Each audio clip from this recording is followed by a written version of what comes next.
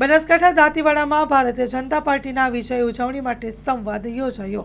Story report by Suresh Raval, Dantiwada. આજે દાંતીવાડા તાલુકા ભારતીય જનતા પાર્ટીના કાર્યકર્તાઓની બેઠક આગામી તાલુકા જિલ્લા પંચાયતની ચૂંટણીના અનુસંધાને કરવામાં આવી।